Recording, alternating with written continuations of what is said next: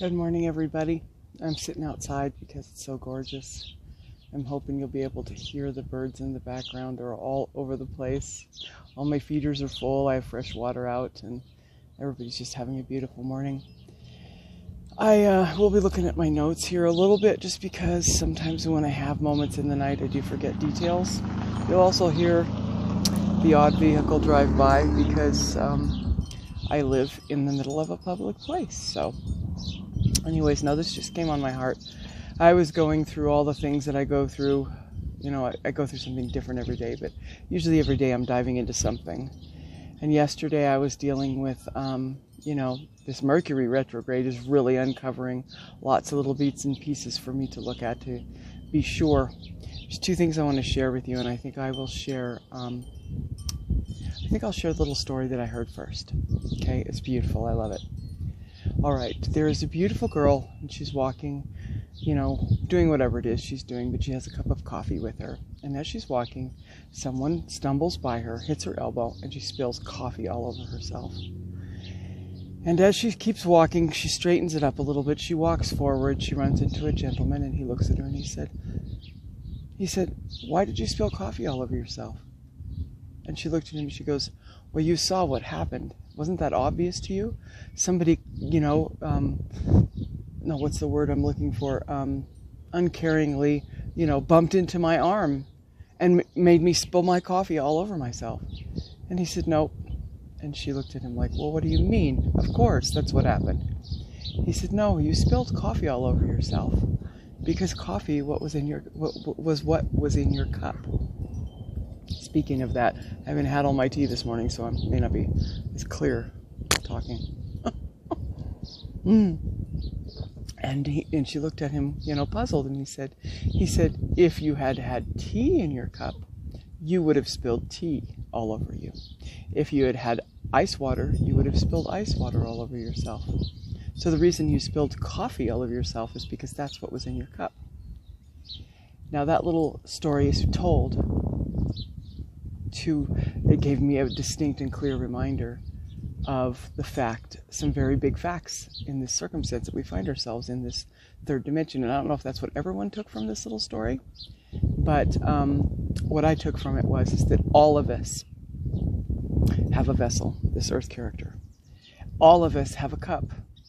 We all have this. There's no individuation of that. We all have that. We also live in a paradigm and a realm where there will always be a catalyst to bump you and jostle you and toss you about. These things are a given.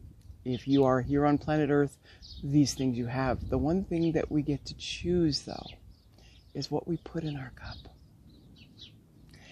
And I made a decision in that moment to remind myself regularly that I want good stuff in my cup. I want to choose what spills out of me, because whatever's in your cup when you get bumped or jostled or moved about and it spills out, whatever's in there is what's going to come out. And I was reminded that in my cup I know what I want: peace, hope, joy, justice, kindness, patience, grace, love. Many beautiful things I want to be in my cup. Not so that not so that if, but when something spills out of me, it's the beautiful things that spill all over myself and anyone who's close by to me. So I wanted to share that with you today because it was beautiful. One of my little lizard friends is over here visiting, so now we have lizards and birds. Yay! I wanted to share that before I shared this other thing that came to me after I watched that, and I had this, beautiful moment with it, and then I went to sleep. I woke up, and it's funny because I put it at the end of my notes. As soon as I finished my notes, I looked at my clock, and it was 4:44 a.m., and my phone was at 44%, and I knew for myself personally, that number has a significant meaning for me, and so I knew this was really, really something important, and that's why I'm sharing it today. All right, we all have our own intuition, our own intellect, our ability to perceive. It's a gift. It's a tool that we use here. Everyone has it. Everyone uses it. How they use it, it's just as, different as each individual. So that's what came to me was the perceptions. And the closer I walk with my I Am Presence and the more time that I spend in eternal and ethereal truths, I will say to you with authority today, because it is my story and it occurs, that my perceptions have gotten very clear and very, they become ises more often than not. But what I was convicted at, what got a hold of my heart, because I made videos on TikTok yesterday talking about this earth experience, just be you. We get to be both and. We do get to be both and. We're both the created earth character, Shannon. This is myself. You put yourself in there. And we are also the creator in I am presence and individuated spark, our Christedness. We get to be both and you don't need to choose. And I had spoken about that. I've spoken about that before. But last night, something in my heart kind of settled in with this whole, because I was going over something that I had a very clear image of perception on. And this happens with different people throughout my day, every day.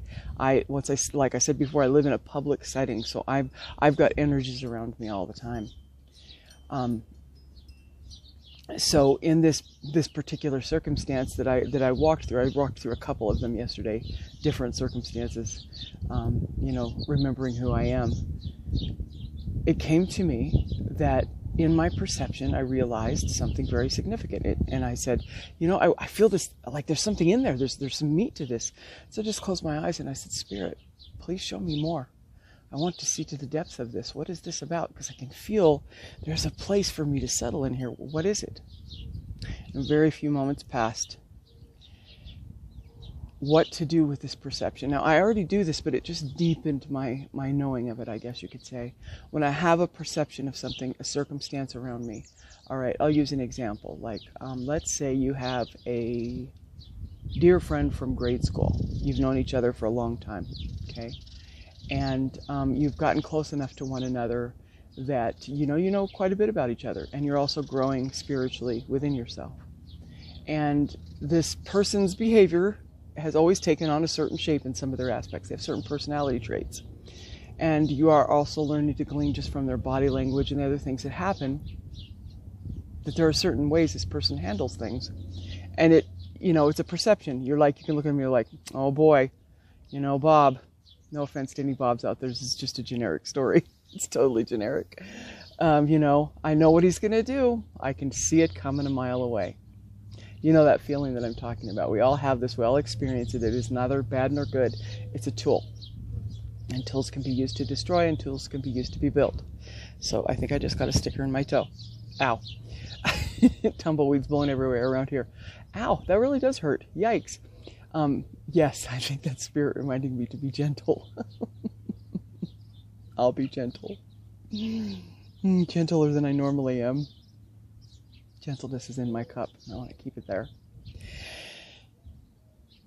This is something that I do, okay? I just gave you that scenario of that perception. When I feel that and see that and sense that within myself, I put it on my perception shelf. I have a specific shelf for each individual that is in my, that's in my circle, that's in my heart, that's in my story. And I put that perception on the shelf. And I've done that for quite some time now because it's a perception, and I think it's a possibility. Everything begins as a possibility. All things in divinity are possible. There's nothing that's not possible. Nothing. Zero. Nada. So it's a possibility. Put it up on the shelf. And that's what I would do with it. And I would just keep it there. But I have found in my, myself before that perception being, my perceptions, like I said, are becoming more astute and correct and accurate. And as time goes by, they prove themselves to be not only possible, but very probable, and then very likely probable. And then they become an is. So I kind of got into this place where I'm, I look at those and I'm trusting them. Not, trusting them is good. Trusting your inner self is good. But I was taking that tool and in that trust, making a concrete foundation with it. I recognized that I was doing this. I would just immediately be in that place of going, because this has happened 100 times, this is what's going to happen. Or even if it's never happened 100 times, this is just a true knowing that you have, a feeling, an energy feeling you get from the circumstance. You know how it's going to go down. And then Spirit just softly spoke to me these words right here. Your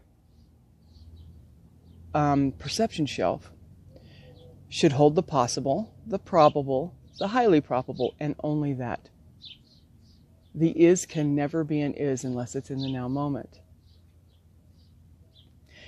Okay, so there's the now moment. It arrives, and that Christed one before you, that divine individuated aspect just like you, of the I Am, Mother, Father, God. I don't know why I'm looking off over here. I apologize, I'm not looking at you. I guess it's because I'm very contemplative right now. This morning is a very contemplative morning. You're in the now moment, that Christed person, that you have some, some things that you received. They're on the shelf. Now there's two things that can occur here. If you leave that perception on the shelf, you don't get rid of it, you don't deny it, trust it, trust yourself, trust your intuition, but leave it openly on the shelf.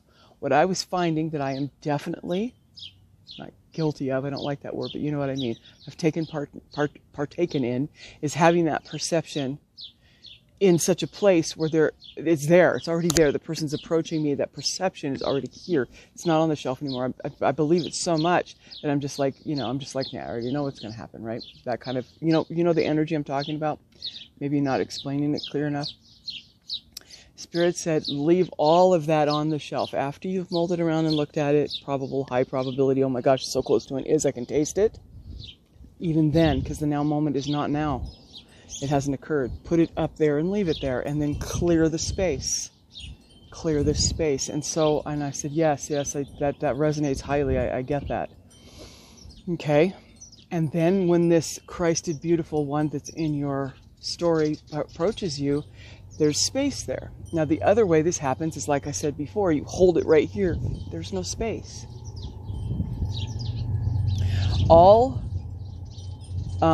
perception on a shelf, when you do this way, always, every single time, no matter how distinct this perception is and how much you may know in your heart of hearts it's accurate, when you leave that on the shelf and you leave this space, your beautiful brother or sister in front of you has room to choose.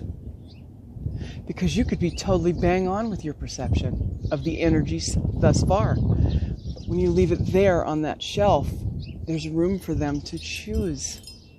And they get to choose, and they have that free room. And matter of fact, the light and your love for them and seeing them with your I Am presence offers them the best environment for them to make the choice that's for their best, for their highest self and the highest good of all. I don't know what's wrong with my mouth today. Can you hear it?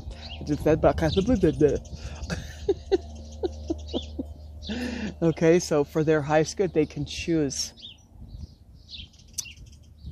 Held tightly in your belief system, this perception, instead of being on the shelf as an already is, leaves no room for no space, no expansion. And I've been talking bucket loads about expansion. Expansion is the I Am presence. Everything in divinity is constantly in a state of expansion. If you're in expansion, that means there has to be space for you to expand into, correct? There's no room for expansion to choose differently for them. Even though you've picked up on this, there's no room for them to choose differently.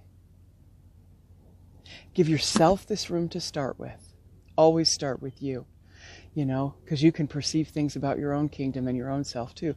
Make a shelf for yourself. Put that perception on that shelf and then just stay in the expanse. And in that now moment, when it becomes an is, you can take it off the shelf and you can put it in the file folder. And then that file folder goes away because the now moment is over. It's just a file folder. It's there if you ever want to look at it, but it isn't real anymore. It does not exist. It's not an is. It's not a now moment. It's nothing, unless you make it nothing by opening it. And sometimes there are times when we open those folders, when we go to make amends with someone, let's say, about something that occurred in one of those folders that are, gone, that don't have anything to do with this now moment.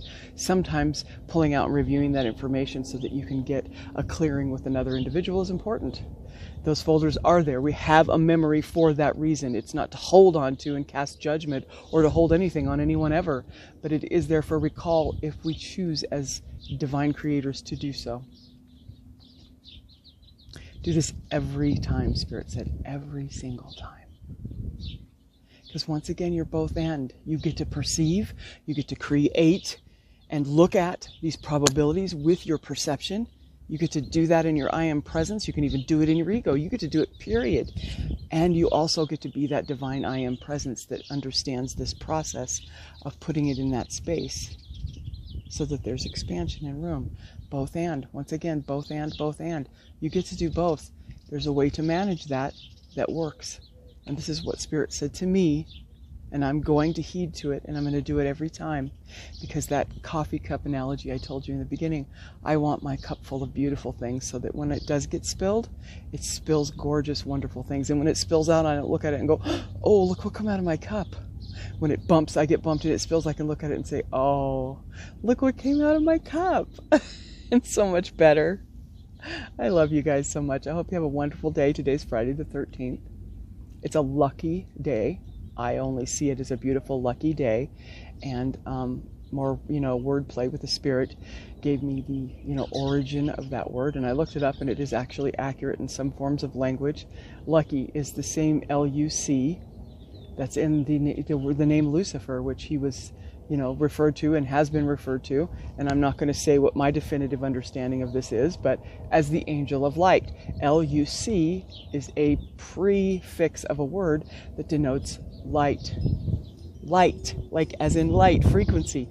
So saying lucky, or saying I'm lucky, or I have a lucky day, or I wish you luck, is a beautiful thing to say, because what you're saying is I wish you light. So I wish you much luck today on this lucky, beautiful, benevolent Friday the 13th. It's beautiful. All these things that we put taboos and connotations on, they're so silly, because 13 is a magnificent number for many reasons. I love you. Have a beautiful, wonderful day. And now the wind's kicking up, so it's a good time to stop.